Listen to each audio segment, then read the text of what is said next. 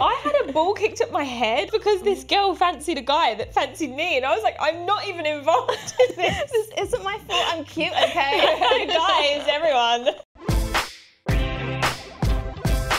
So I think today I want to talk about friendship, what makes a good friend, what makes a bad friend, if you had like terrible like friendship experiences, if you broke up with a friend. I have had some bad friend experiences, like a breakup with a friend, which is so hard. It's not the same when you break up with a guy, is it? No. It's very messy. And the thing is, I do think some people can be toxic to you, and like, I do feel like you should be able to go in and out of people's lives. Yeah, I had a bad situation after Love Island. It was a toxic friendship that I had to get rid of from my life, but I felt so guilty. You shouldn't though. I feel like as people, when you grow, your friends should want to support you. Have you ever had a bad friend? I remember when I was younger, I always wanted to have as many friends as possible because it was just cool having like loads of friends. And the thing about that is that your friends mold you to who you are and who you're going to become, and it's so important to surround yourself by like the right type of people. It was just a toxic relationship, and I rang her up and then I named all the things she did to me, and I was like,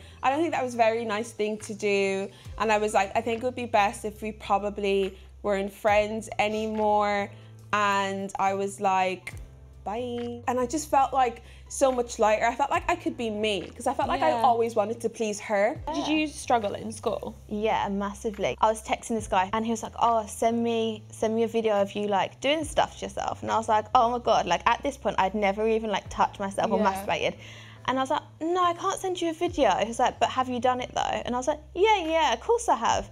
Everyone knew, oh my God, that's the girl who fingered herself. And I was like, oh my God. Rather than get it and be like a sisterhood and like look after me, they was like, oh my God, that's so embarrassing, and like proper gave me a hard time, like slut shame me. So that was my experience at school. So it just wasn't, I've never had a good kind of relationship with girls, I think because of that. When I went into stripping, and I don't know whether it's because it was kind of like the girls against the customers or what the vibe was, or you're all in it together. And I think because sex work has such a stigma anyway, we're kind of like bonded over that.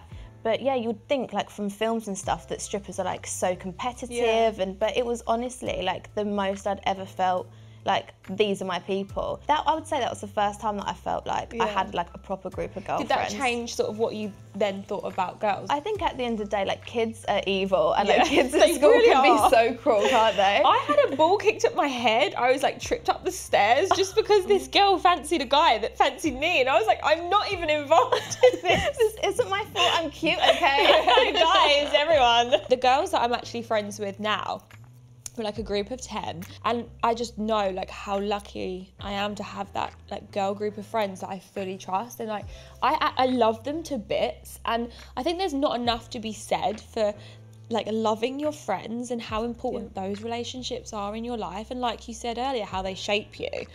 And we put so much pressure on finding a relationship romantically, but finding friends that just genuinely adore you, because I adore my friends and they're the people that keep me going. I think I have like 5 girls, and I feel like they are like my biggest like support system, and it's so important to have people you can speak to no matter what. How about you, Megan? They're all like dotted around. I don't have like one big group. I am very like MIA, like I won't message anyone for like weeks and weeks, and like, oh hi, and like I feel like they're my proper friends. They know like they get on with their life, I get on with mine, but if like the hit the fan, they're there. And I think also since coming out as like bi, all my gay guy friends, I love them, and I think we have that to bond over. I just think it's important to have people in your life that, I don't know, you don't have to chat to them every day, but if you know, no matter what's going on in your relationship or your family, you can just tell them your deepest, darkest secrets without judgment. Oh my God, my favourite thing about my friends, they're always ready to sort of be there for me, and I will send them like, honestly, the most stupid pictures of like a wall going up in my garden because I'm friggin' excited about it, and they all reply like, oh my God, it's a wall, like they're all just so supportive. And my mum is like my best friend. She is my most favourite person. My most favourite thing about her is that I can just tell her absolutely anything. I can be my unapologetic self, and she is just like welcomes me with open arms. Sometimes you just need someone to put you in your place. It's really hard to like listen to like the painful truth, but it's so important to have people there to tell you the painful truth. And I think that's how I like know that someone's like a good friend. I feel like there's so many people who are just like people pleasers, will go along, especially now. The ones that are gonna come and pick you up after a breakup, like the states my friends have seen me in after a breakup, and there's like food down my dressing gown, their hair, the mascara. I'm like, what? And they just come in and put you in the bath. Like, I love that.